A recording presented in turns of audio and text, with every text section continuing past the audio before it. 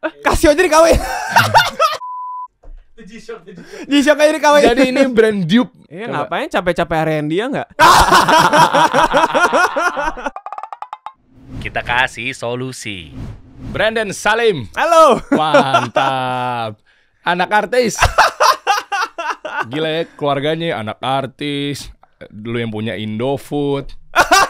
Pengennya sih. Oh, ini nggak ada urusan ya? Iya, beda tipis sebenarnya. Bro, Salim Group tuh nggak harus belakangan namanya Salim ya? Hah? Pengennya sih iya ya. Tapi beda ya? Beda. Lu sama Karina Salim? Beda juga. Tapi Wika Salim beda juga. beda juga ya? Rudy Salim? Beda juga. Udah gue Salim deh sama lu deh.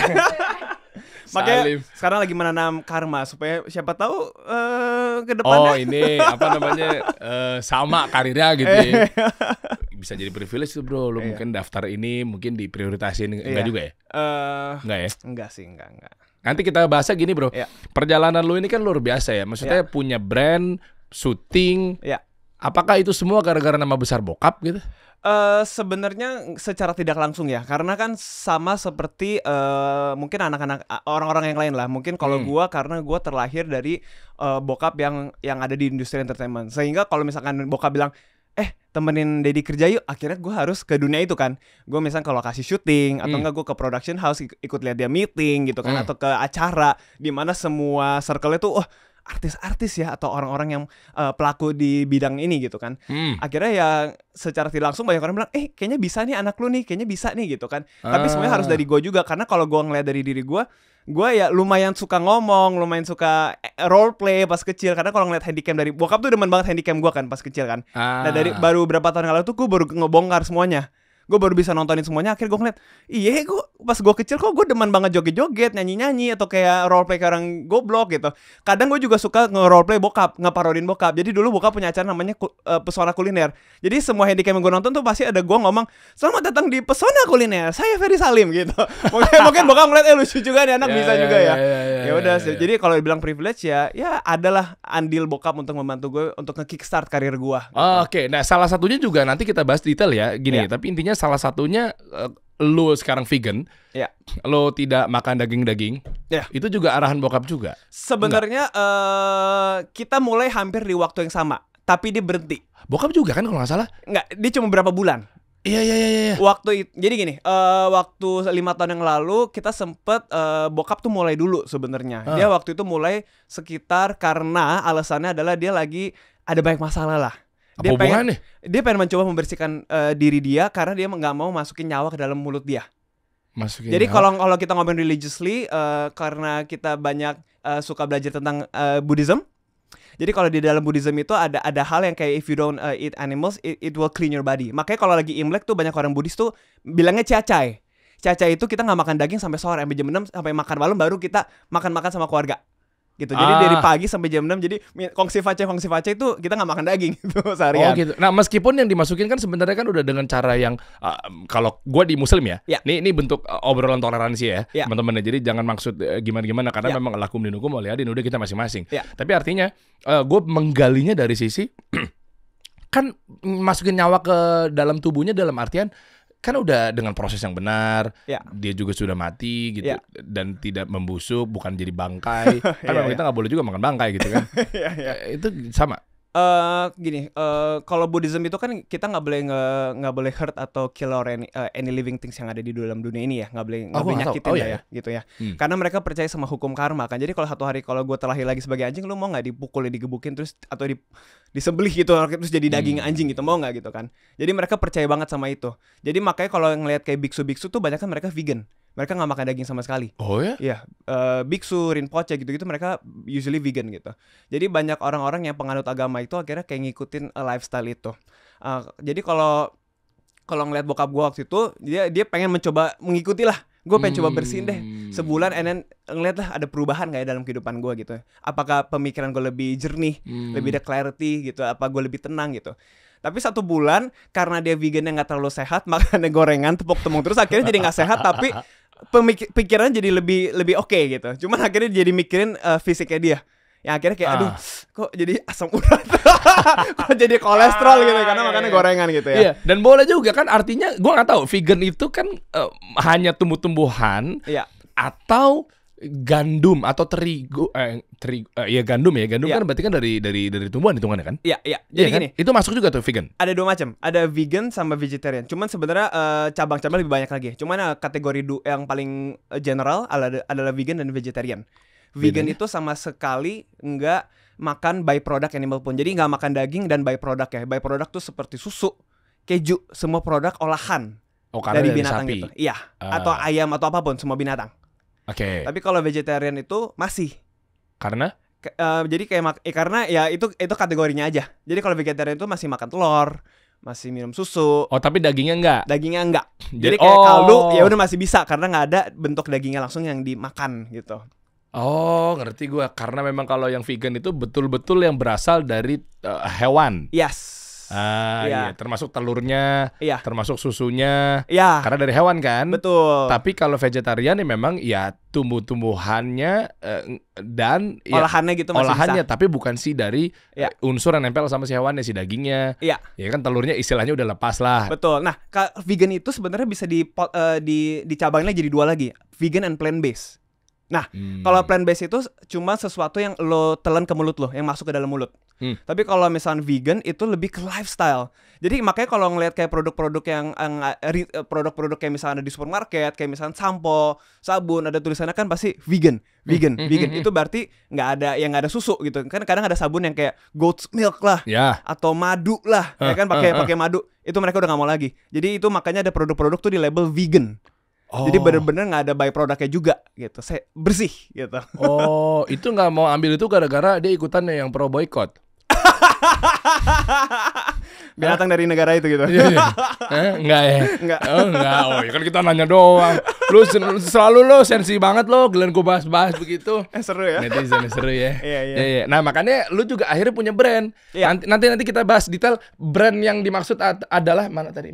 Oat Daily nih. Oat Daily. Jadi ini sama sekali nggak ada unsur tentang ngomongnya apa ya, hewan-hewanan lah pokoknya. Iya, nggak ada. Hewani ya, betul. Hewan. Tapi ada satu brand yang memang dia, gue nggak tahu ini marketing doang atau memang betul-betul beneran. Gue pernah dikirimin, betul. Rendang. Ada satu menu paket catering yang sehat katanya, tapi di situ kayak ada bentuk daging-dagingannya. Tapi sebenarnya ini adalah dari sayur ini gitu. Dan gue rasain. Iya lagi mirip sama memang kayak menyerupai rendangnya, menyerupai dagingnya, ada tepung ininya lah. Gue pernah gitulah waktu itu brand gitu ngirimin, akhirnya gue posting. Tapi menurut gue apakah ini cuma gimmick-gimmick marketing ya? Gini, sebenarnya banyak orang juga bilang kayak lu kan vegetarian, kenapa sih lu mau makan daging palsu? Mendingan lu jangan makan daging sama sekali dong. Ngapain lu masih mengandambakan makan makanan seperti itu gitu? Cuman ya kalau gue bilang gue bisa makan daging tapi tanpa harus ngenyakitin binatang itu, why not gitu kan? Karena nggak ada salahnya, dan nggak ada salahnya dari kekenyalannya, kerasa nikmatnya itu emang nggak salah, enak banget. Oke. Gue bisa bilang kayak daging steak itu enak banget ya kan? Ayam goreng itu enak banget kan? Tapi cara pengolahannya yang kadang salah gitu. Industrinya akhirnya yang membuat itu jadi kayak gila gitu. Sekarang kalau kita ngeliat kayak perang yang ada sekarang, atau perang kayak zaman Hitler gitu kan, gila itu. Banyak orang yang dibunuh gitu kan. Kayak sekarang kalau kita buka ke farm itu atau ke pabrik, itu semua binatang tuh setiap hari dibunuhin terus gitu buat kita makan gitu. Jadi gue mikir kayak if I can gue bisa replikasi rasa itu dalam mulut gue tapi dengan cara yang lebih moral, why not gitu. Nah ini kayaknya gue bakal diserang sama orang-orang vegan nih kayaknya. Apa tuh? Gue pernah liat video memang brand-brand tertentu. Tapi sebelum itu lu pernah nyobain vegan gak? Enggak. Sehari pun kayak Monday vegan. Enggak lagi. Nggak tahu entah esensinya, mungkin bukan golongannya kayak kalian gitu kan. Gue gak ada masalah sama golongannya gitu ya. Atau gimana ya? Gue mendingan intermittent fasting tapi bebas makan apa aja gitu. Atau secara tidak langsung, misalnya sehari makan nasi tempe tahu doang. Itu kan udah vegan sebenarnya. Ada sih pasti. Iya, pas gue zaman miskin begitu memang. Hemat dong, karena banyak orang bilang vegan mahal, ternyata enggak. Iya juga ya. Oh iya bener. Oh berarti rata-rata orang-orang yang hidupnya susah tuh vegan tuh berarti. Iya. Karena makanya jangan mikirin salad stop, jangan mikirin gitu, mikir tempe tahu, back to your roots. Oh iya bener. Betul lu vegan lu, ya nggak? Gado-gado. Iya betul. Nah iya juga bener ya. Berarti kayak gue waktu zaman-zamannya susah tuh nasi dikasih garam tuh vegan tuh ya? Iya, lu udah woke banget berarti zaman itu. Asik men. Gue komunal lu nih. Diterima di golongan lu, I'm vegan man. Yo, Bro. baju udah hijau. Wow. Yeah, gila. Tapi lebih ke miskinnya sih waktu itu. Hemat lah. Iya, nah gini bro, gue pernah lihat satu video. Ya. Gue nggak tahu ini fitnah atau enggak, tapi kayaknya menyasarnya kepada serangan dari kompetitor dari sebuah brand. Oke. Soalnya memang kelihatan dari pakaian-pakaian dipakai sama pegawainya gitu ya. Ya sebut saja lah brand-brand fast food gitu ya. Itu kan katanya pengolahannya ayamnya di cara apa ya, mematikannya, cara untuk digorengnya dan seterusnya itu dari mulai peternakan yang caranya kasar gitu. Iya. Ada tuh videonya. Iya. Sempat gue di-mention sama beberapa, nih gimana nih bang caranya nih bang apa segala macam. Iya. Terus sempat juga agak digoreng tapi kayaknya nggak laku-laku amat tuh isunya. Jadi digoreng bawa kayak oh ini brand KFC, brand McD dan seterusnya gitu. Rame. Ya kan? Caranya lihat tuh pengolahannya tuh seperti ini gitu apa segala macamnya. Nah, cuma gini ya. Gue nggak mau bahas di sisi tentang agamanya, bukan detailnya, tapi mau nggak mau harus gue bahas dari sisi ya secara generalnya ya. Nggak semua ternyata cara penyembelihannya, cara tadi lu bilang apa pengolahan ya? Iya. Pengolahannya itu nggak dengan cara yang kasar menurut gue bro. Iya. Nah gue nggak tahu deh, apakah ternyata visi misi yang dilakukan sama kawan-kawan kita di vegan itu gara-gara melihat satu isu, nonton-nonton video teori konspirasi, ya kan, dan seterusnya itu akhirnya jadinya wah ya bener ya. Tapi kalau gue lihat dari sisi yang lain, akhirnya juga gue salah satunya nggak memutuskan untuk vegan. Ini caranya baik, hikmah gitu, itu ada sih. Cuma gue nggak tahu apakah ditutup sama media atau mungkin nggak laku gitu digoreng. Iya. Kalau lu ngomongin misalnya cara pengolahan yang misalkan lebih moral gitu, yang lebih tidak meninggalkan rasa sakit kepada mereka, mungkin ada juga. Gua nggak bilang enggak gitu ya.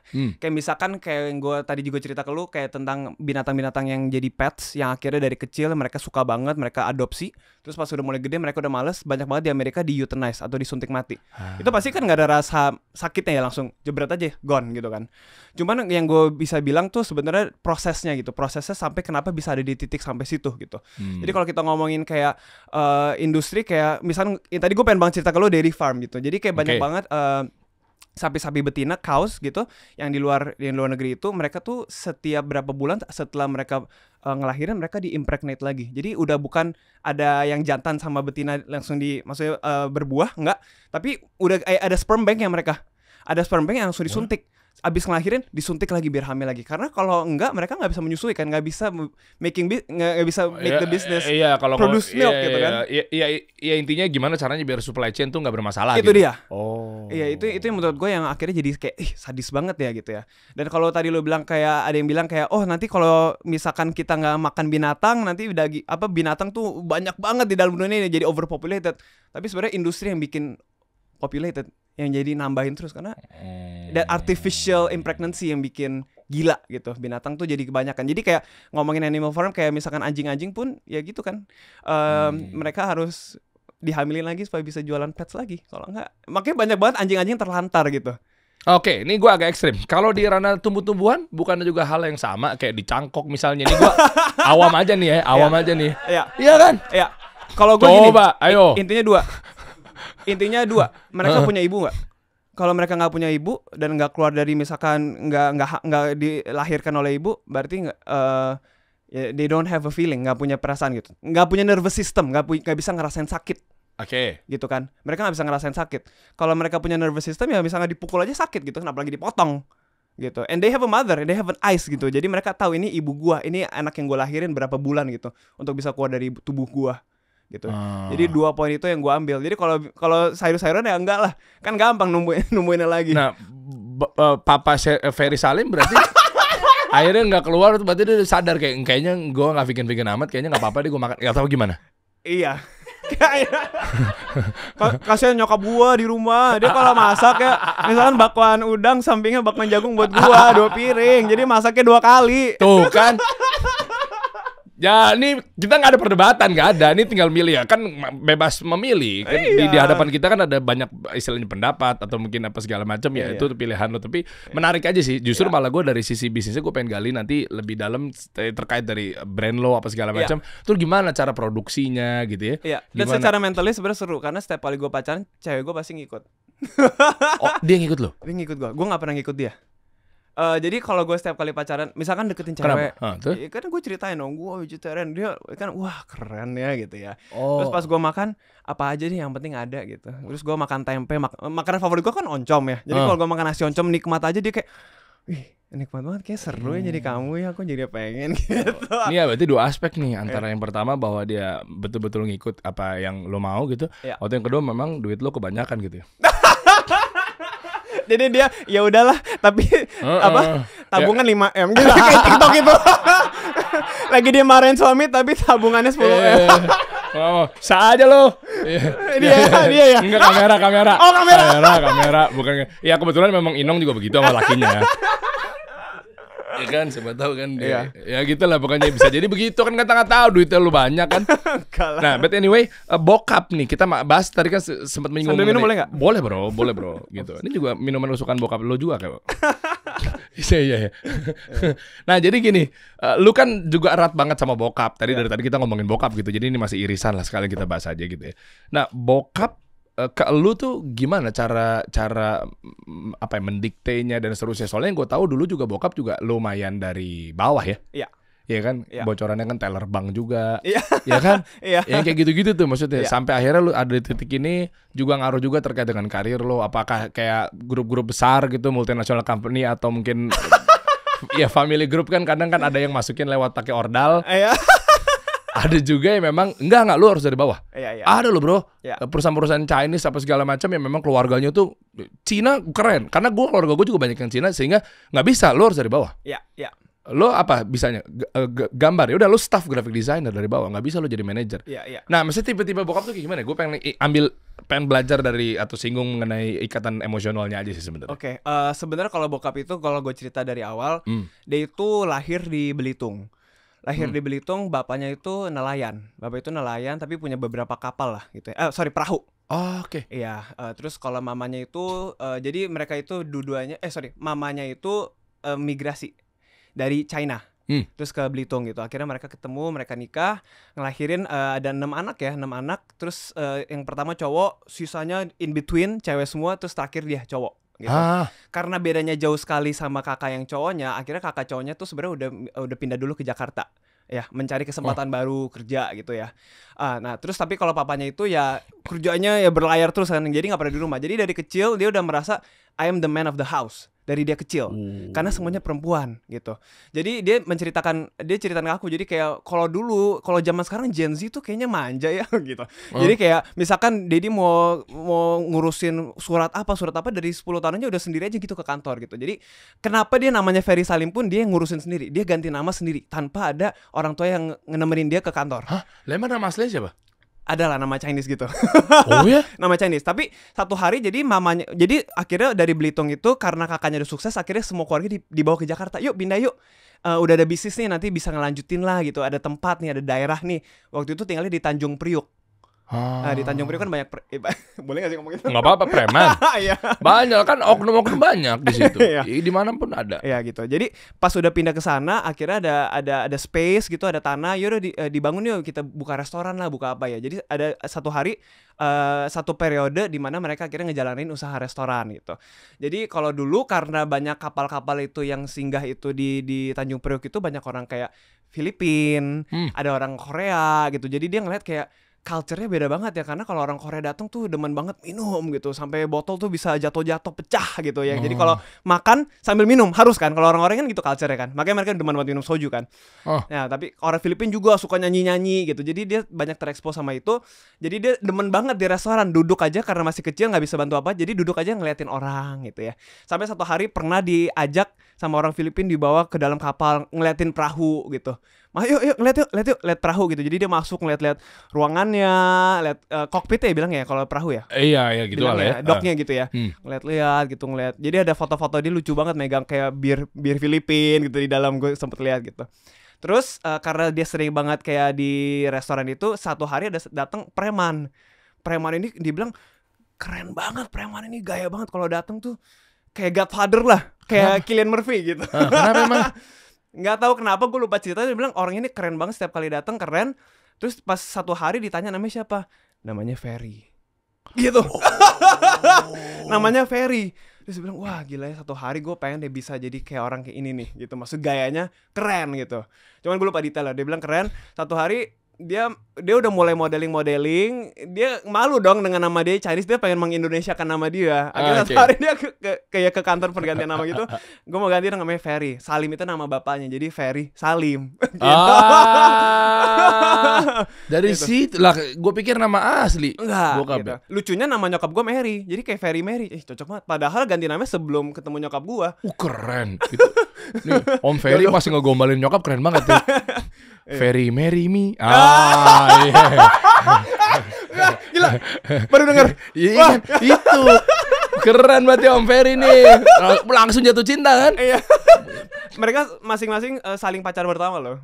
Oh ya? Iya, jadi gak pernah pacaran sama yang lain mereka berdua. Ulang. Gila, bokap sama Tante Mary berarti ta'aruf men. Gokil. Ya. Budaya ta'aruf udah masuk ke Chinese. Lo keren berarti. Langsung tanpa pacaran. Mantap. Nah, itulah akhirnya lu mendapat satu cerita, kisah. Dan gue lihat sih sebenarnya gue gak tahu. Gue pengen tahu lebih dalam emosional lu. Mungkin koreksi kalau salah. Kayak misalkan lu nggak ada satu kesenjangan dengan yang lainnya, santai. Kan ada juga beberapa anak-anak, mohon maaf ya, anak-anak artis nggak semua, tapi kadang nggak se-humble ini gitu ya. Gue merasakan lah, maksudnya kan meskipun kita baru kenal gitu dalam tanda kutip gitu ya, artinya ada juga yang bapaknya namanya besar tapi dia juga serampangan. Ada, betul nggak? Pasti lu tahu dong. Ada aja. Nah, maksudnya gara-gara itu kali, story itu dari awal gue jadi pengen belajar bahwa apa iya berarti dari anak gue yang sekarang masih kecil-kecil itu udah harus bener-bener dikasih tahu bahwa dulu gue tuh susah loh, dulu tuh gue tuh berdarah-darah loh gitu. Sengaruh itu nggak sih? Bokap tuh selalu cerita gitu. Jadi dia juga nggak mau take everything for granted. Iya ada privilege, cuma dia nggak mau take everything for granted. Jadi kalau misalkan gue udah cocok dan gue udah layak, baru gue mau mencoba hal itu. Jadi kayak nyokap itu kan bisnis Salap 88 itu dari opa gue itu udah lama, dari tahun 80-an sebenarnya. Salap 88 legend, bro. Iya. Cuman dia nggak pernah langsung ke sana gitu. Jadi waktu itu dia sempat setelah nikah dia sempat pas lagi zaman-zaman nikah lah ya, dia kerja jadi teller di bank. Dia nggak mau langsung ke sana. Gitu. Setelah udah berapa bulan, jadi gini, gue tarik balik dikit lagi ya. Jadi dari SMA sampai kuliah pun dia emang udah demen banget modeling sebenarnya. Jadi dari Tanjung Priok untuk pergi ke lomba-lomba model, lomba-lomba gitu, itu nggak pernah dong ada di sana. Selalu ada di Jakarta Selatan gitu kan. Pasti ya di daerah Blok M, daerah Melawai. Jadi dia harus kayak naik bis. Dia ceritain, wah, jadi kalau pas lagi lomba tuh capek setengah mati karena naik bis aja harus ganti bis 2 kali karena nggak pernah ada yang direct gitu ke sana. Jadi dia selalu cerita usaha dia sesusah itu. Dan kadang kalau di zaman-zaman itu di circle itu kan mereka udah terekspos banget sama dunia malam gitu. Jadi kayak misalkan habis modeling, lomba atau apa, habis kerja, ya yuk clubbing yuk gitu kan atau apa gitu. Dia selalu memilih nggak pulang.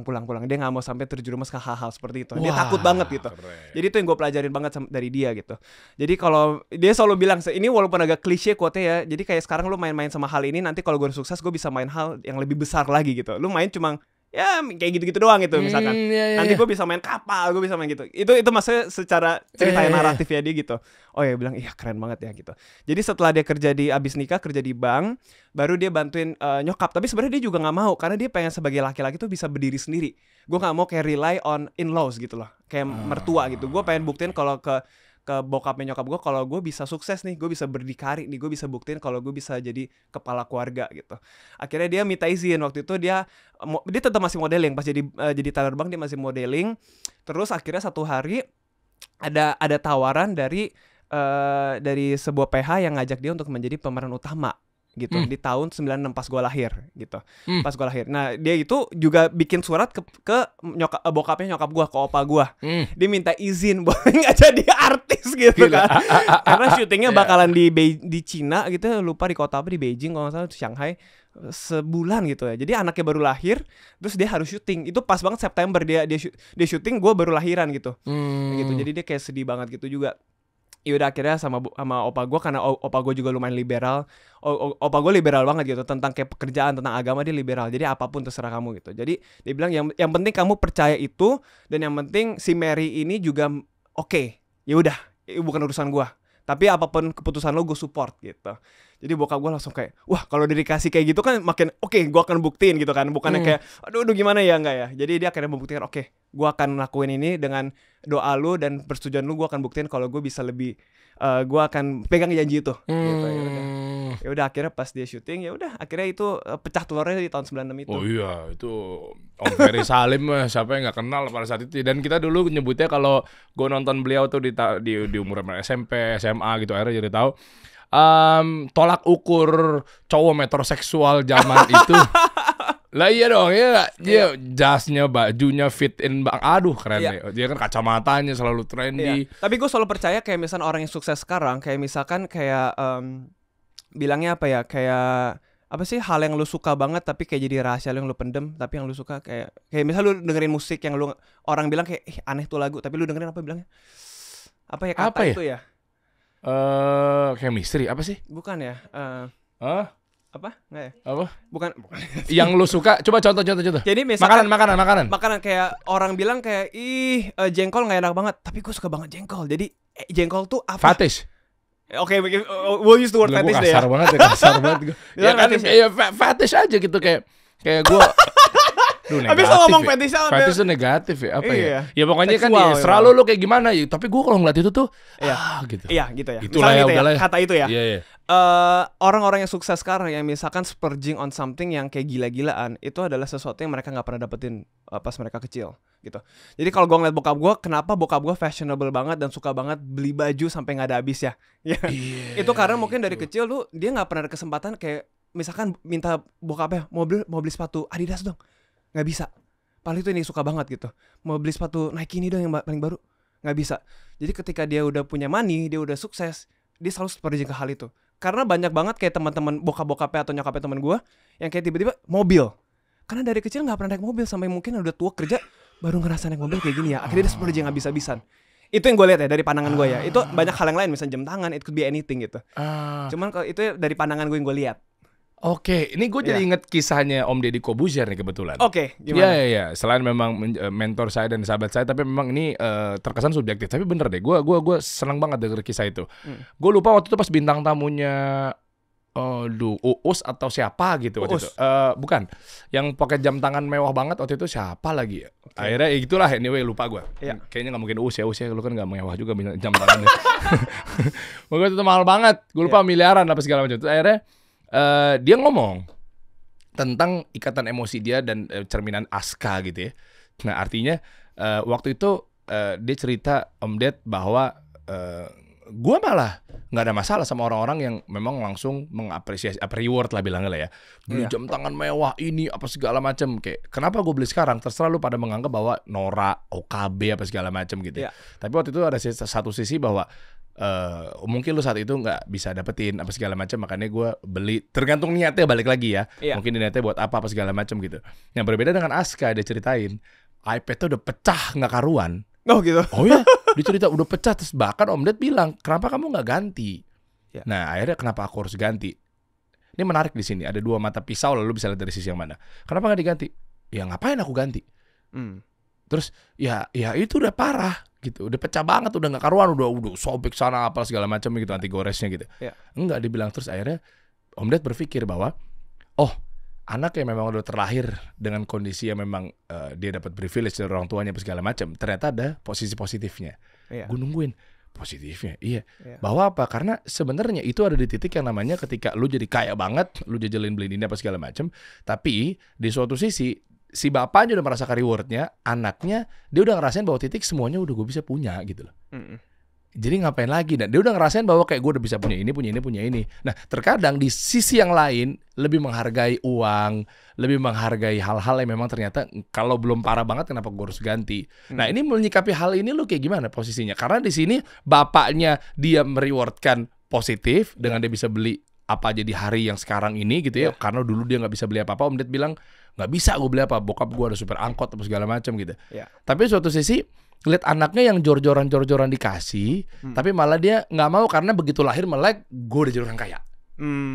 Ngerti nggak maksud gue ya? Jadi ini di suatu sisi yang bokap ada disalahkan orang, suatu sisi yang anak jor-joran kelihatannya nggak bagus kan?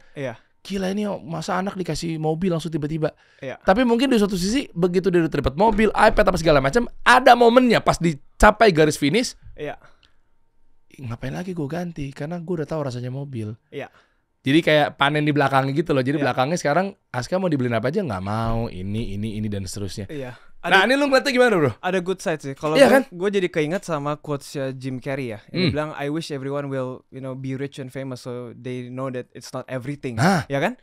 Kayak gue juga tipe orang kayak gitu. Maksudnya bosenan. Maksudnya gue ada fase yang kayak gue demen banget. Gue pengen banget punya jam tangan kayak Rolex gitu kan. Milestone. Gue punya misalnya 100 juta pertama, 5 juta pertama gitu. Gue mau beli Rolex gitu. Atau film pertama yang box office gitu. Tapi pas gue punya Rolex, udah gini doang ya. Tapi masuk kalau mikirin aset it's good karena kan harga naik terus ya. Cuman ternyata satisfying me as an emotional itu kayak nggak juga ya gitu ya. Nggak long lasting juga ya. Paling seminggu sebulan pertama iya. Dan kadang manusia zaman sekarang kayak gue, kita udah di create gitu ya, udah di engineered kayak if I don't show it to people I won't be happy about it gitu. Gue beli Rolex tapi gue taruh di lemari gue juga, gue nggak happy. Gue harus buktiin, gue cerita gitu, gue harus story gitu kan sama teman-teman gue. Gue harus masuk komunitas Rolex gitu. Itu baru very satisfying for me gitu. Jadi agak mau singgung bahas bisnisnya juga ya. Rolex memang jual status atau emosionalnya kan. Iya betul. Makanya jual value-nya bukan jual produknya. Karena kalau produk pasti ujung-ujungnya ya udah mesin waktu semua juga sama semua brand. Tapi giliran Rolex pasti ada value tersendiri sehingga lo beli bukan karena produknya, tapi karena gue beli jadi siapa gitu. Betul. Makanya kan supply demand mereka mainin banget. Iya susah banget ya dapetin, lo nggak bisa dapetin retail, lo harus nunggu lagi 3 bulan. Akhirnya orang kayak ketika lo ditelepon, misalnya lo mau beli Rolex kan lo nggak bisa langsung ke tokonya aja, ya kan? Lo harus kayak taruh nama dulu, di background check dulu sama mereka. Tunggu 6 bulan ya, setahun ya. Jadi pas setelah setahun ditelepon, ada nih, lo pasti kayak wah gue kepilih nih. Akhirnya ada kayak permainan itu yang kayak gue harus beli sekarang juga. Kalau nggak gue nggak kelewatan nih, karena gue akhirnya kepilih nih untuk mendapatkan Rolex itu. Gitu Scarcity-nya di situ ya. Scarcity di situ. Nah, jadi kayak misalkan kayak Patek Philippe pun ya tagline mereka pun kan you don't actually own a Patek. Tau kan jam tangan Patek ya? Itu milik. Ya ada ya versi yang 90.000-nya skeme ada. Iya. Itu mirip banget tuh. Iya, tagline-nya kan you don't actually own a Patek, you merely take care of it for the next generation. Jadi emang lu nggak beli, lu cuma dititipin buat lu taruh oper lagi ke anak-anak dan cucu lu.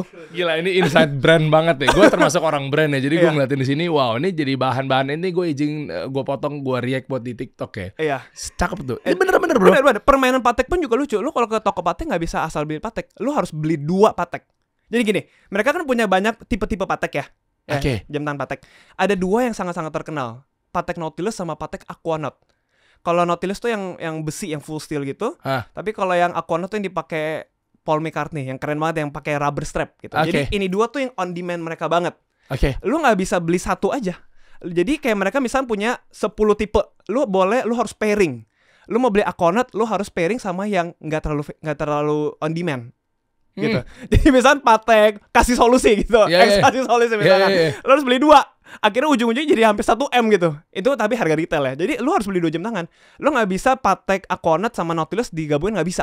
Nautilus sama sesuatu yang gak on demand mereka. Jadi lu terpaksa harus beli 2 Patek ketika lu beli gitu. Ini urusannya ke supply chain lagi. Soalnya tadi on demand kan dengan permintaan yang begini, tentang permintaan yang begitu, produksinya gimana.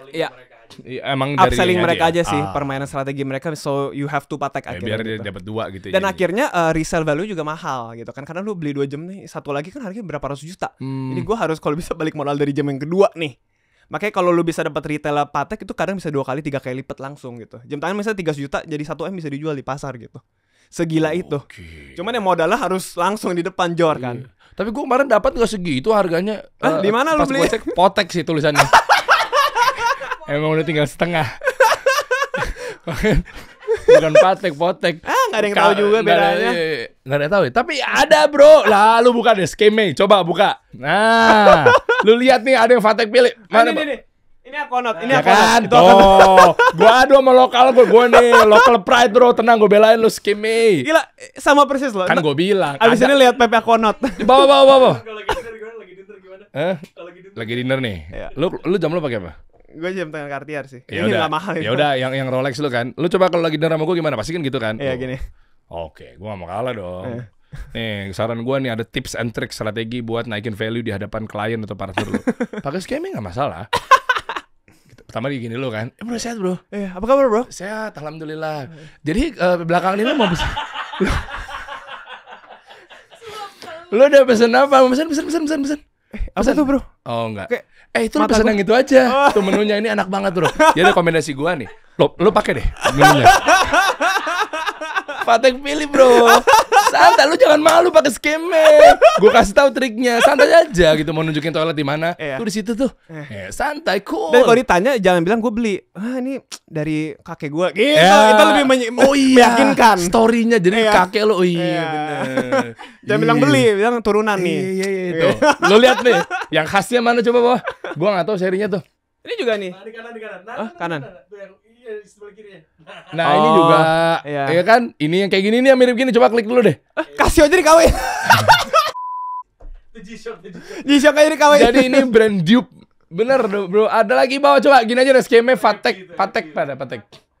Ngapain capek-capek harian dia nggak?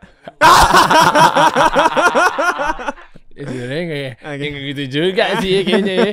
Ketik aja udah Patek udah ketik aja. Nah tuh. Lu lihat tar bro. Bisa di nih. Mana gold apa silver? Ini Nautilus nih, bener itu tuh. Iya kan? Nautilus any good, beda reviewnya. Berarti serius dia. Tuh serius dia tuh. Ya, yang ini Akonat, yang itu Nautilus nih. Iya kan? Pakai itu aja harga berapa? 90.000 gua nggak salah di Shopee. Gitu? Hah? Iya bro. Coba kiri. Anjir murah banget. Coba bener. 100.000-an. 2 juta. Kagak orang ini 200.000. Gue paham bro, kan gue pengamat brand, pasti gue harus tahu meskipun gue belum punya ya. Agak deg-degan juga kalau gue pakai kan takutnya kan. Cuma nggak apa-apa, gue support lokal bro. Ini lokal loh. Oh Indo. Ya Allah. Indo Bandung apa coba cek. Bener nggak? Ini ada ownernya. Undang dong ownernya dong. Gue juga penasaran. Jadi undang ownernya sama sebelahnya Brandon. Jangan lo skakmat tapi. Enggak lah. Nggak ada ownernya. Undang deh. Dan bro lu lihat di Shopee, ini kita kan program UMKM lokal. Tapi ini movementnya otomatis atau quartz aja ya? Kayak quartz aja ya? Kayaknya itu. Nah, gue sempat kaji juga. Ini kan kita bahas tentang UMKM kan. Iya. Gue ngeliat penjualannya dahsyat banget di Shopee. Bener bro, 90.000, 100.000, 200.000. Maksud gue, nah ini kita bahas kalian aja. Terlepas dari memang ini pembahasan mengenai kementerian terkait yang memang ngurusin haki, hak paten, kan itu kan katanya ada 5 ya. Waktu itu gue pernah ngundang orang dari situ sih terkait dengan haki, hak paten. Jadi haki itu hak cipta, ya pokoknya legal lah ya. Itu bagi menjadi 5. Gue lupa yang mananya, ada brandnya itu sebagai haki, ada ini apa sih molding, packagingnya. Ini juga ada haknya juga. Gue lupa mana hak cipta, mana hak paten, kalau nggak salah paten. Sama isi. Dan yang lain-lainnya. 2-nya gue lupa. Jadi ini pun bisa disomasi gitu ya. Isinya bisa disomasi, brand udah pasti bisa disomasi. Nah, gue nggak tahu deh. Kalau lu lihat, meskipun mungkin kalau misalnya itu bukan di ranah lo nggak apa-apa. Tapi kalau kayak tadi gimana? Tapi masih berjaya aja mas sekarang. Gue nggak tahu. Brand-brand lo kan juga termasuk yang orang yang penyuka brand, pemakai brand gitu ya. Kayak tiba-tiba gue bikin Rolex yang edisi ini tapi ternyata lokal. Iya. Gimana tuh menurut lo? Gue nggak begitu tahu ya. Ya, oke. Nggak apa-apa. Gue pengen bahan diskusi aja sih. Cuman bahan diskusi mungkin ada beberapa industri yang gue bisa ngeliat kayak permainan vertikal seperti itu. Jadi kayak contohnya, I don't know. Ini cuma konspirasi gue. Ya. Jadi misalkan ada industri film, misalkan. Why don't they close down the streaming services yang kayak misalnya yang ilegal gitu? Karena menurut gue dari pendapatan yang kayak ads itu kan juga lumayan gede tuh di illegal streaming gitu. Jadi menurut gue kayaknya ada permain dari mereka juga yang bisa nge-supply itu juga gitu. Jadi ya in a way atas bawah mereka dapat. Kayak gue nonton film Naked Director. Nonton gak di Netflix kan? Gue nonton. Nggak nonton Netflix nih. Nonton gak? Jadi kayak gue gak tahu yang ini maksudnya. Awal mulanya Japanese Adult Video di Jepang. Oke. Kan dulu kan itu semuanya harus sensor. Gitu kan? Semuanya harus disensor, tapi mereka pinternya si orang ini yang bikin ini director ini karena saking pinternya sensor, tapi gue juga bisa jual black market yang uncensored gitu. Jadi dia ajak kolaborasi ya sama geng-geng di sana lah, mafia di sana. Gue mau jual juga dong, tapi gue bisa kasih lu nih konten yang uncensored, tapi lu jualin gitu. Jadi main vertikalnya atas bawah main gitu. Berarti kena oknum ya? Apa sih istilahnya orang-orang yang black market gitu dong? Iya gitu. Ya contoh ya ada bajakan. Nah ini kalau ngomong bajakan gini bro, gue nggak lagi bahas tentang pembenaran atau gimana terkait bajakan ya. Ya kalau emang orang yang nggak ridho sih, kalau menurut gue itu juga nggak baik gitu ya. Ya. Nah tapi gini bro, gue ngeliat dari gue dulunya deh waktu gue zaman-zamannya gue ngeband, ya kan. Nah gue dulu di Viera, gue ngeband itu kadang ada beberapa permainan yang gue tahu oknum gue sebut, oknum label-label tertentu yang justru dia malah ngebajak. Oke. Kenapa? Karena ternyata gaya-gaya marketing awareness zaman sekarang yang kelihatan nggak apa-apa kita yang penting muncul dulu itu udah dipakai sama label-label tertentu. Oke.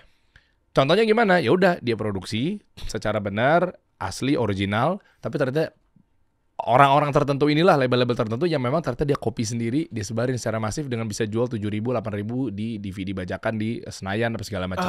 Iya. Dia juga nih ada. Ya. Gue bingung kenapa ya bukan yang ngerugiin dia ya. Ternyata dia ngelihat dari stream income yang lainnya. Iya. Diundang off air lebih gila di kalangan akar rumput, grassroots. Iya. Itu kan pasti kan ada potensi bahwa iya juga ya. Dengan orang-orang tertentu yang memang lagu ini secara masif. Iya. Ternyata akhirnya mengundang sesuatu. Ya kita undang aja band ini ya. Karena orang-orang yang di akar rumput, yang di bawah, menengah ke bawah dan seterusnya itu nggak beli produk-produk original kan, karena memang harga mungkin terlampau tinggi, mahal. Nah itu kayak gitu juga gue nggak tahu deh. Yang lo bilang tadi mafia sebenarnya kalau kayak gini nggak perlu effort, bukan ngajarin ya, tapi kita bahas untuk diskusi aja. Nggak perlu effort untuk ngumpet-ngumpet, pungli-pungli. Ya kan, lo setoran ke sini. Sebenarnya kalau masuk yang ngerti, lo ajak aja dengan si orang produsen terkait. Ya udah, ya nggak tahu lah narasinya gimana. Gua nggak tahu, misalnya goblok-goblokan aja Netflix sendiri gitu kan. Ya juga ya kita buat bajakan sendiri aja ya. Tapi ternyata orang jadi lebih sampai kan, nggak perlu harus di langganan. Ya, persis kayak ceritanya Spotify. Gua nggak tahu tuh. Yang pembuat Spotify itu yang bikin Pirate Bay, tau nggak? Oh, emang dia juga? Iya, dia yang bikin torrent. Dia adalah penemu torrent, makanya sempat berantem sama label musik yang ada di Swedia, karena kan dia orang Swedia kan. Akhirnya berantem tuh karena dia kan providing free music, free movies for people kan. Akhirnya label-label sana kayak, lu ngapain sih, lu gila ya, lu ngebajak ya gitu ya. Akhirnya tapi karena platformnya segede itu, dia bilang ya udah kita kerja sama, kasih gue semua musik band lu. Kita masukin ke Spotify, nanti orang tinggal bayar berapa puluh ribu aja per bulan gitu. Akhirnya perang, akhirnya kesepakatan. Ya udah mau nggak mau industri merger gitu kan, maksudnya ya nggak merger lah, itu kan black company gitu kan. Cuman ya sistem lo, konsep lo, oke kita kembangin, kita ya udah kita provide music bank lo. Karena kalau si orang Spotify ini bilang ya if you don't wanna make it free, make it super cheap aja gitu. Jadi rasanya tuh kayak gratis kan. Spotify itu kan lo kayak beli satu album zaman dulu, tapi lo musik band lo 10 ribuan, ratusan ribu. Make it as free as possible. Make it as cheap as possible, like it's free. Ya udah, makanya itu terbentuklah Spotify menurut gua. Ini buat bahan pembelajaran ya, dengan contoh yang tadi artinya kan mungkin bisa dipakai dengan kategori-kategori yang lain kan. Iya, macam-macam. Tadi jam kita bahas gitu. Dan kebetulan ini mengingat bahwa gua nggak tahu kalau memang ternyata daripada harus menempuh jalur yang ilegal, misal daripada ntar jadinya akhirnya dilarang sama pemerintah apa segala macam, malah jadi kacau balau kan. Tapi mendingan itu ada strategi. Soalnya waktu itu yang main kan bukan ilegal, dalam arti ya. Ada label, music label gitu ya. Dia mengcopy materinya dia sendiri gitu. Jadi dia jadi produsen, dia jadi publisher juga. Ya kan? Tanpa harus mikirin copyright gitu kan. Nah kan dia sendiri, hak dia. Yang jadi persoalan adalah ketika ilegal, orang yang lain nggak ridho yang punya brandnya apa segala macam gitu kan. Akhirnya dimasifin. Nah, waktu itu gue nemukan, gue nggak usah sebut nama brandnya dan mana labelnya. Ada satu ya band berarti bisa dibilang gede banget, off airnya gede banget. Diundang ke TV gede banget, offer secara yang non TV ya. TV. Iya, sampai akhirnya kepantik bro. This is marketing gitu. Kepantiknya bahwa orang-orang yang udah bisa dapetin kalangan yang bawah banget nih. Oke, dia beli bajakan, ulahnya label itu sendiri. Mau nggak mau dia ikatan emosi kebangun, loyalis kebangun, value kebangun, sehingga dia pengen merasakan gimana cara dapetinnya original dengan tanda tangan aslinya. Dia beli juga. Masif nggak tuh? Bener-bener gerakannya, wow, gue bilang. Jadi dia kayak kalau di istilah sekarang kan bakar duit dulu aja. Kalau dia kan kita copy aja. Modal Nero, Burn apa sih dulu namanya itu? Berapa? Apa namanya nama softwarenya? CD kosong apa Nat? Apa di tahun kita? Lah udah pasti lu gak nyambung lah itu. Winem. Bukan. Oh, Burning CD ya, Nero itu ya. Iya, tapi nama brandnya Nero ya. Gitu ya. Iya kan modal gitu. Iya. Kopi banyak tak beli CD kosong. Tapi zaman gue for shared LimeWire lah. Lu nggak? Iya. Iya, LimeWire ya, lupa gue. Iya. Tapi kalau gue ngeliat itu bener, sekarang itu dirajalela sama Korea kali ya. Karena gue ngeliat Korea itu bisa bikin fan experience-nya tuh sangat-sangat gila gitu ya. Jadi kayak punya photocard aja yang kayak cuma printan doang tapi bisa 50.000, 100.000 aja. They will fight for it gitu ya. Misalnya punya CD itu jadi collectibles banget kan. Communal banget emang Korea. Communal banget sampai ada yang dinomorin gitu-gitu kan. Jadi kayak lu kalau punya ya you are part of this cult gitu, this cool community gitu kan. Itu yang gue lihat ya. Jadi ya itu sesuatu susah dibajak. Karena ya dan again gitu kan bajakan sekarang it's so easy. Maksudnya kayak udah jadi kayak Spotify semurah itu. Apalagi mau dibajak gitu. Sekarang they want something more gitu. They want a physical connection gitu. Nah itu yang lo lakuin juga strateginya yang lo pakai di Old Daily ini. Di Old Daily ya. Kita bahas kalian nih. Gaya-gaya lo gimana nih? Ya. Ini juga lo nggak nyasar kepada communal vegan-vegan yang ada di Indonesia, ya kan? Enggak, malahan enggak. Kalau misalkan gue cuma ke situ niche banget dong ya. Gue pengen bikin ini tuh rasanya tuh nggak vegan. Jadi makanya kalau kalian lihat ini brandingnya tuh nggak ada vegan, nggak ada vegetarian, nggak ada plant based tuh nggak ada kan tulisannya. Loh, tapi iya. Basicnya iya.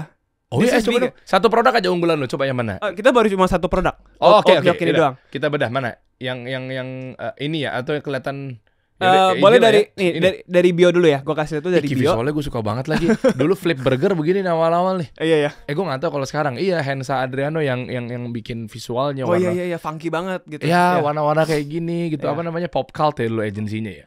Coba. Jadi dari bio pun, your daily milk that's perfect for every moment. Oat Daily is a non-dairy milk with zero cholesterol and low sugar. Sama seperti kayak dulu kita bikin off meat juga daging. The problem is ketika orang udah dengar kata-kata vegan, vegetarian, plant based, mereka kayak gak enak ya gitu. Pasti hambar gitu, pasti nggak chewy gitu kan. Makanya kita belajar dari situ. Kayaknya oke, orang Indonesia atau sebenarnya orang di seluruh dunia itu nggak bisa dijejelin gitu langsung aja loh.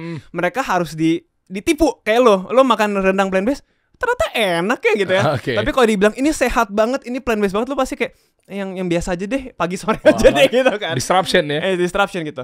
Jadi itu salah satu marketing strategi kita gitu. Terus ketika kita kan banyak B2B ya. Jadi kita supply ke restoran. Jadi ketika restoran atau cafe yang kayak gue mau incorporate plant based menu dong gitu ya, supaya gue bisa ada opsi itu buat orang-orang yang datang ke restoran kita gitu.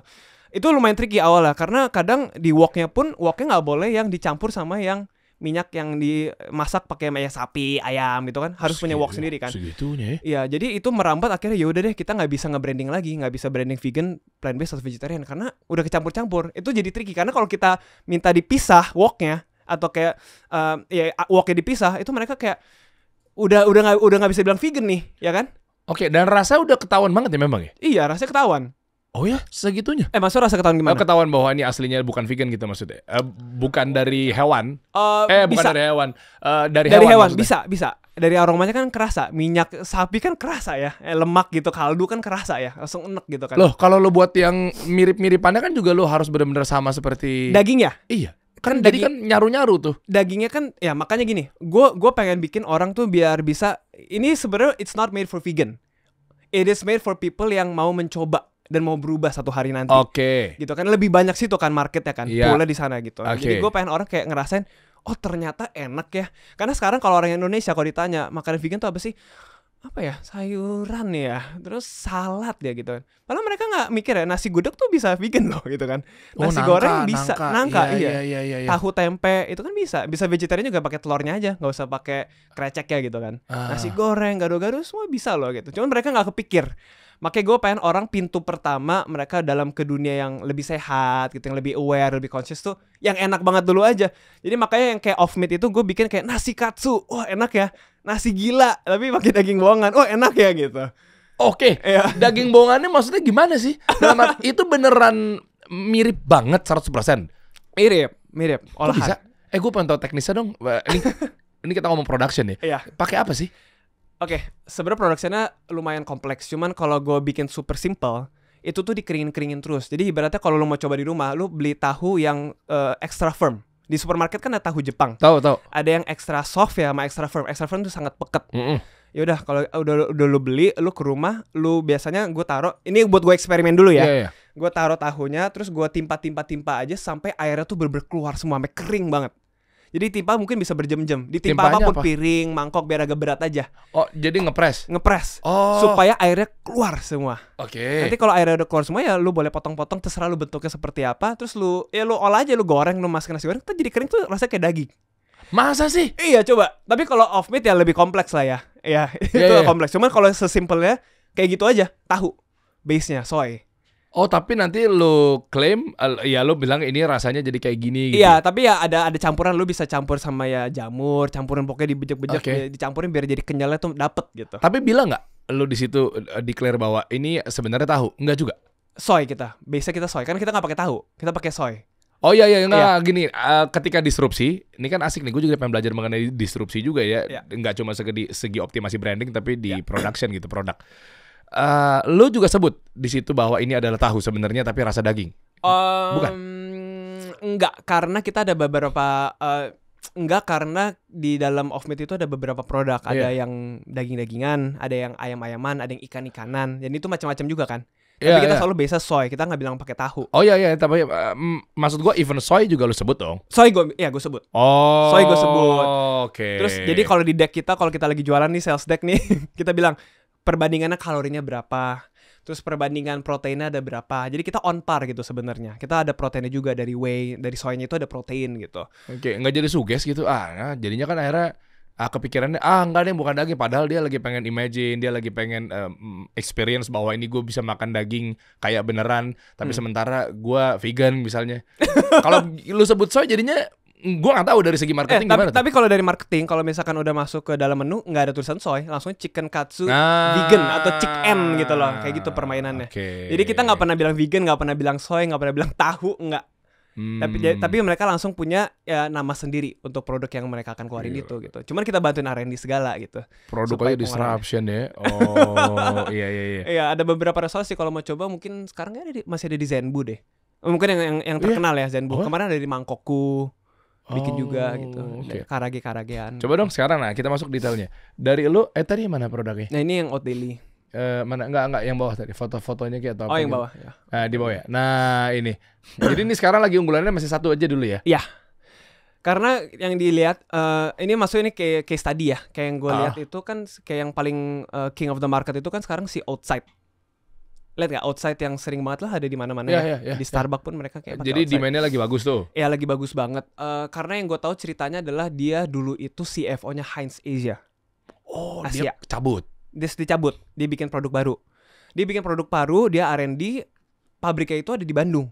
Oke. Ada di Bandung. Outside itu di Bandung pabriknya. Emang iya. Makanya bisa murah banget. Tapi pinternya dia adalah semua kayak yang gue tahu ya, office base, agency marketingnya semua itu dipakai orang dari Singapura.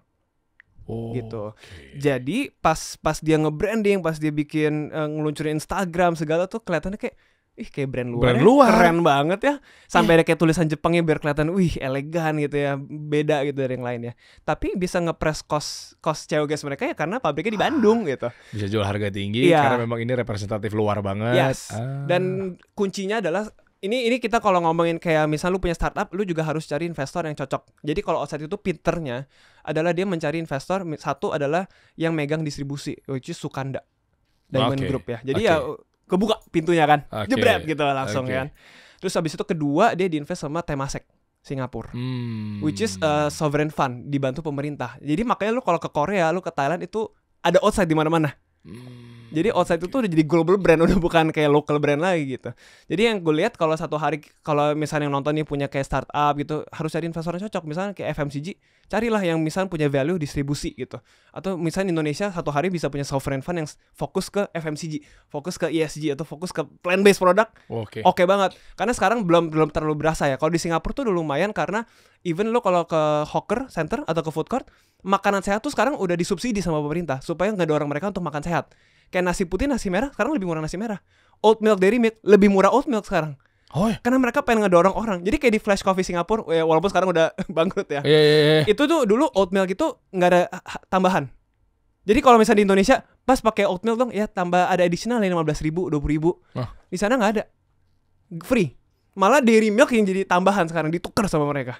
Oh, karena istilahnya dari pemerintah support, sehingga Disupport. dia nggak begitu ganggu kosnya dia. Yang terganggu kos, sekarang disubsidi jadi lebih murah. Itu. Itu dia. Jadi orang jadi lebih sehat di Singapura kan. Ah, Jadi makan oke. beras merah, susunya oat latte gitu kan. It's Wow. good sebenarnya. Wow, ini apresiasi saya buat Pak Zulhas dan kawan-kawan di Kementerian Perdagangan ya. Iya. Dia beneran. Kenapa? Karena kalau gue lihat kemarin juga beliau sempat mampir di sini juga, bro. Duduk di Oh, sini. ya? Iya. Oh. Ngasih tahu bahwa kami lagi betul-betul mendorong gimana caranya yang keluar itu jadi positive list. Ya. Yang dari luar ke dalam kita perbanyak negative listnya. Maksudnya untuk memperkuat ekonomi lokal kan. Ya. Jadi artinya banyak sekarang brand-brand yang dulunya ya sebelum Pak Zulhas gitu ya, keluar itu beliau mengatakan sendiri langsung bahwa banyak negative listnya. Jadi istilahnya kita ekspor ditahan sama yang sana karena mereka bahasa kasarnya anti impor. Oke. Ya dong. Iya. Tapi mereka ego dalam tanda kutip gitu, negara-negara luar pengennya ekspor mulu. Mm-mm. Nah terus kita terlalu baik, budaya kita kan luar biasa. Ya sudah, lu mau masuk ya sudah kita buka deh. Gitu. Nah makanya akhirnya kemarin Pak Menteri ngatur ada ngebuka ke 65 negara baru yang bisa dibilang agar negara-negara ini minimal dari start from 65 ini untuk memperbanyak positive list. Ternyata udah oke gitu ya. Iya. Nah jadinya banyak keluar-keluar. Kayaknya itu start termasuk agendanya tuh. Iya. Makanya kan akhirnya jadi mudah kan, tadi lu bilang kan di Iya. luar jadi lebih banyak Iya. sampai segala macamnya. Iya. Gua nggak tahu apa yang ditawarkan sama pemerintah kita sehingga yaudahlah deal-dealannya masuk nih. Iya. Benar ya, yaudah gue buka sana. Mungkin gini kali bahasa-bahasa pemerintah kita, kan lu udah banyak ya. Iya. Bluffingnya gitu. Lu udah sering banget, lu berapa tahun, puluhan tahun lu udah gue buka ke sini lo. Iya. Masa giliran gue ke sana nggak bisa? Iya. Kayaknya gitu juga tuh salah satunya tuh. Oke. Makanya akhirnya jadinya sampai sana bisa pakai beras merahnya dan seterusnya gitu ya. Iya. Inilah akhirnya yang ditawarkan. Ini konsepnya langsung ke end user atau punya distributor atau agen? Ada distributor. Kita nggak langsung ke end user. Ada sih end user tapi di e-commerce aja ya. Tapi Oke. sisanya kalau ke retail, supermarket tuh kita sama Ini pairingnya pakai apa aja bro kalau sekarang lo untuk di Indonesia? Ini biar cocok aja kan, barangkali akan ada kebahas mengenai revenue stream yang lainnya kan. Bisa upselling juga dan seterusnya. Oh gitu. Gaya-gaya sekarang atau mungkin ada yang baru nyoba untuk ke vegan dan seterusnya gitu? Ini sebenarnya lucunya kemarin ada beberapa klien kita yang pakai ya kalau paling common itu dibikin jadi ya campuran susu, campuran kopi, ice kopi ya, latte. umum lah ya. Oke. Ya gitu-gitu. Cuman kemarin ada yang lucu, ada yang bikin kayak misalkan sup krim jamur. Oh ya? Sup krim jamur, ada pun yang bikin juga dari chiffon cake. Ah. Ya, jadi sebenarnya it's very versatile juga sih. Dia it's just treated just like milk aja sebenarnya. Dan gue suka lagi positioningnya langsung diklaim, langsung difokuskan di situ tuh barista edition ya. Iya. Makanya Harus. iya kan tajam ke sana sehingga Iya. barista langsung kecolek. Ya sudah, gue bisa pairing sama Iya. ya, susu kopi dan seterusnya gitu. Iya, dan yang beda sama outside adalah kita buat yang lebih mungkin lebih less sweet ya. Jadi kadang kalau minum outside kan is very sweet ya. Jadi kalau lagi mood itu cocok. Tapi kalau kita yang mungkin lebih bisa daily, yang nggak semanis outside itu. Oke. Gitu. And we're also cheaper, lebih murah. Oh, lebih murah ya? Iya. Dan ini ngaruh nggak? Gue agak mau sedikit lebay aja dengan perangnya Rusia Ukraina, ngaruh nggak? Last year ya. Waktu itu kita belum launching banget sih pas zaman perang itu ya. Iya kan? Pas lagi gila-gila. Itu ngaruhnya ke bisnis NFT gue sama kripto. Yang semuanya pelamet jeprat gitu ke bawah. Sini bro, nyentuh tangan lu bro. Kan udah gue bilang bisnis begituan mah goreng-gorengan doang. Siapa sih tukang gorengan? Tanya sama chef. Tukang masak mana bisa goreng? Iya kan tukang masak, tukang goreng. Bukan asisten chef ya, sous chef ya. Iya. Ya kan sekarang mana tuh hilang tuh, malah berantem sama Ferry Ruandi. Yuk kita fokus ya. Kita fokus ya.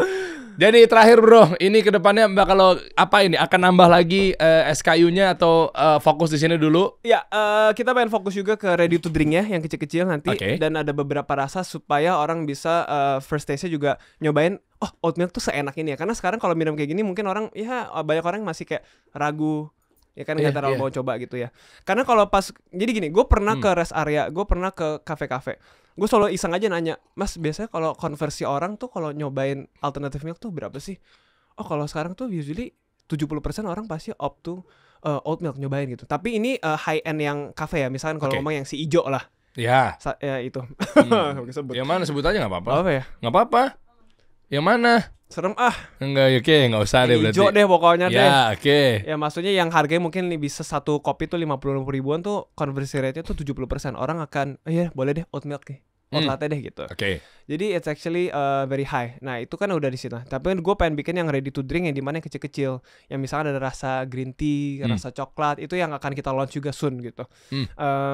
Cobain nanti yang kecil-kecil. Yang ya itu banyak flavor sih. Itu kedepannya pengen ke arah sana gitu.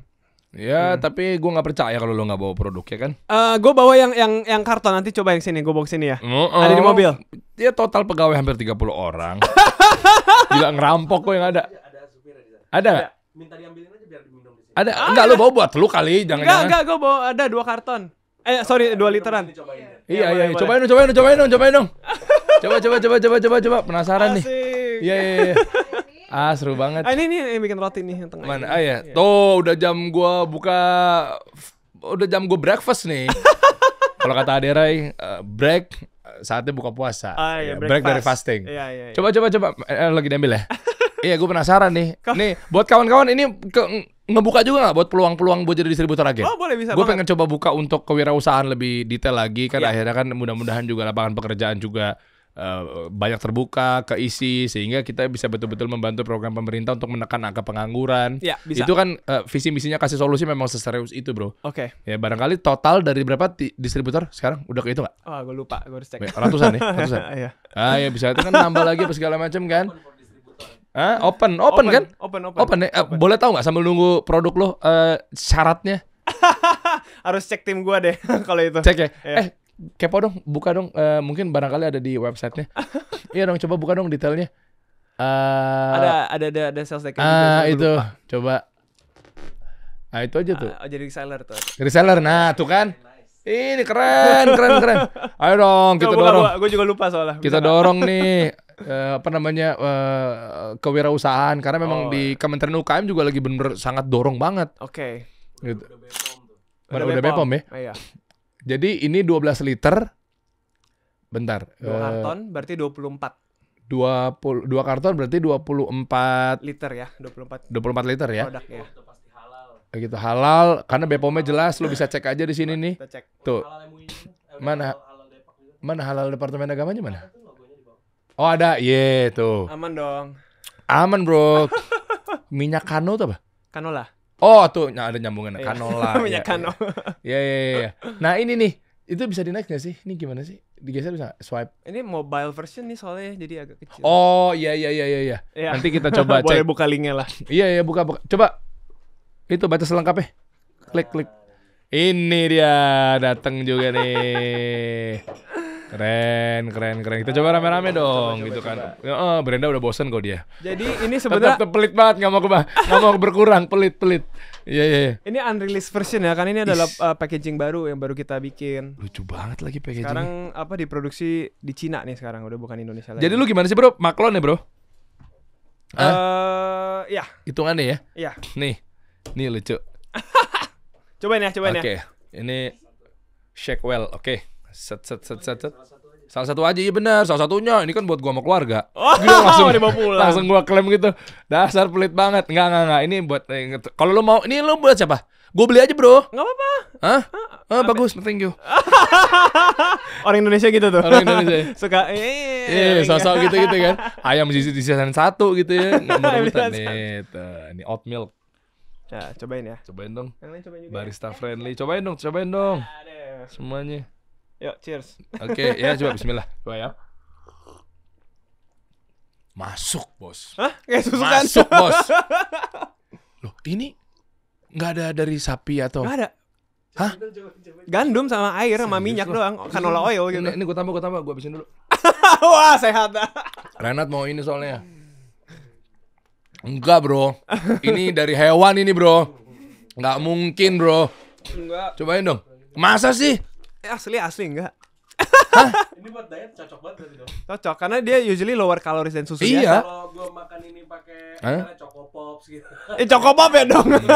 Itu nggak ngaruh, lu sama aja lu mau diet tapi gitu. iya kan. Namanya granola dong, musli dong. Asik. Zaman now. Ya kan? Iya kan? Lebih enak daripada susu sapi ya? Mohon maaf ya. Susu sapi kadang kalau nggak ngolahnya nggak itu agak mirip-mirip kayak kambing. Apa namanya misalnya perengus ya? Berasa nggak pakai gula sama sekali kan? Dikit. Oh, dikit ya? Sebenarnya nggak pakai gula karena dari pengolahan dari oatnya aja. Jadi gulanya asli dari oatnya. Dia Ya maksudnya nggak pakai gula tambahan. Enggak Nggak pakai additional gula sugar nggak tambahan. ada. Udah enak tanpa harus Sini lagi, coba lagi. Tunggu dulu lagi sekarang. Gila. Hey, Ini Brenda aja belum coba nih, yang baru nih abis ini coba aja. lo ini emang ada yang lama ada yang baru, bro? Ini versi baru, belum unreleased. Unreleased Bedanya ini versi apa? baru. Kita kan ini apa? Udah ke Cina sekarang produksinya. Dulu di Indonesia.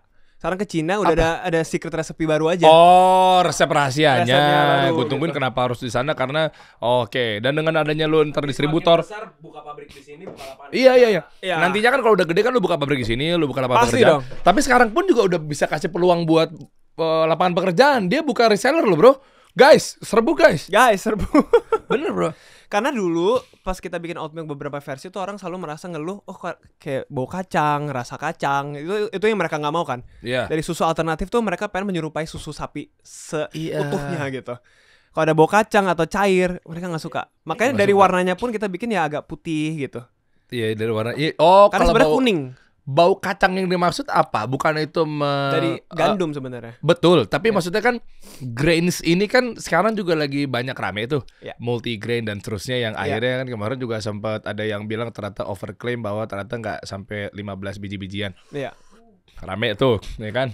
Nah, maksud gue itu bukan menjadi unique value yang lo tawarkan ke mereka bahwa kayak begitu ada bau kacang kan, oh bener ya kan kacang-kacangan bisa bikin tubuh kita jadi begini apa segala macam gitu karena mungkin kaya akan seratnya. Iya. Malah sengaja lu ngilangin bau-bau kacang ya gimana? Iya, karena tadi gue bilang ke lu, strategi gue sebenarnya kalau kita ngomongin kayak orang yang very aware of that nutty feeling itu kecil banget kan, niche banget kan. Nggak, gue pengen kayak lo minum ini bisa bilang enak.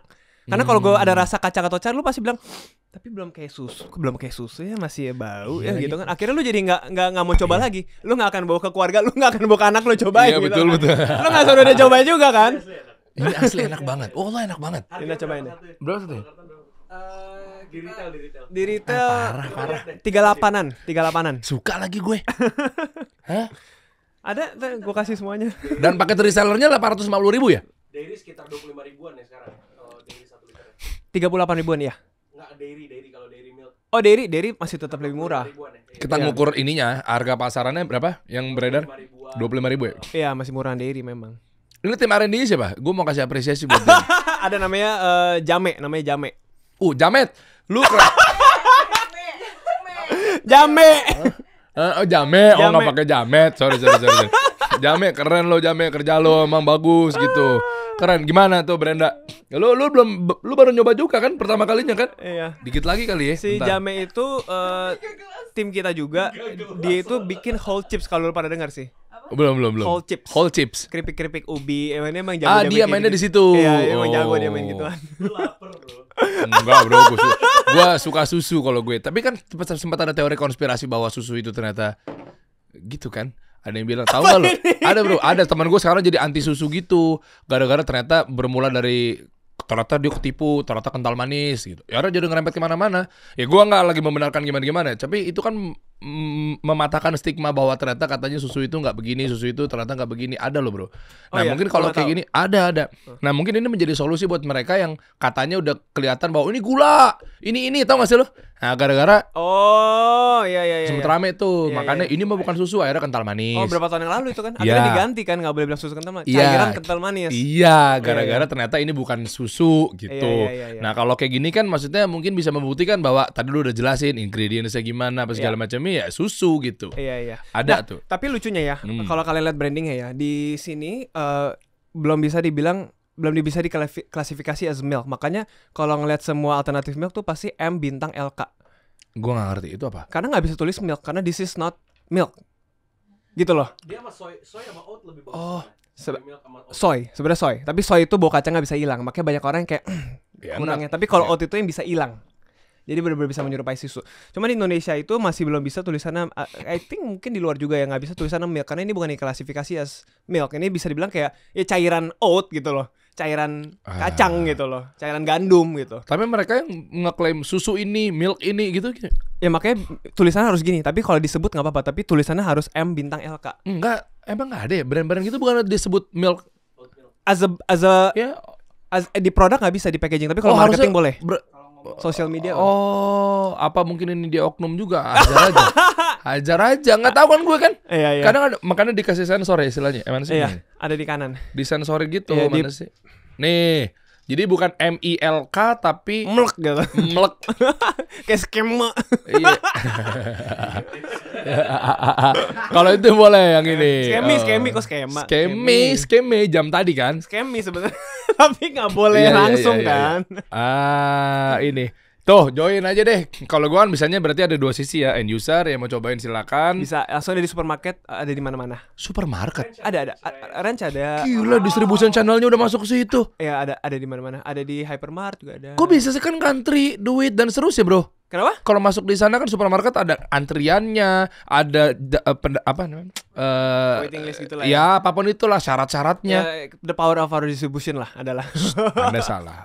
Bukan Apa the dong? power of distribution. Aduh, salah gua apa dong? The power of bapak anak artis. Enggak lah, kan nggak banyak yang tahu ini punya gua, coba. Lo aja nggak tahu kan? Oh iya. Tapi mudah-mudahan nih pokoknya buat Brandon, buat bokap juga nih luka gel. Ya, luka gel. Antiseptik nih, aksi cepat antiseptik luka itu juga bisa dicobain. Ini grupnya Salep 88 ya? Iya, ini enak banget karena dingin dan nggak banyak geser banget dulu nih. dong. Geser dulu dong, nggak kelihatan ntar. Iya, jadi ini antiseptik gel buat kalau luka-luka, dingin, wangi dan nggak membekas. Jadi enak. Karena kan biasa kan kalau kita pakai yang lain kan suka membekas bau. Ini enggak. Ini enggak Kayak ya? pakai gel aja enak gitu, dingin. Gitu. Kalau lagi luka berdarah atau apa. Ada di mana? Sama di. Ada di mana-mana. Oke. Ya, bilangnya apa ya? Convenience store ya. Ya, apotek, Convenience store. ada convenience store, Indo, Alfa bisa. Boleh ya ngomong. Kok bisa masuk ke Alfamart, Indomart gitu gimana sih? Kan the power of anaknya artis. Enggak tahu itu ngaku sendiri dia ngaku. Pancing ya, gue pancing balik. Kita kasih solusi.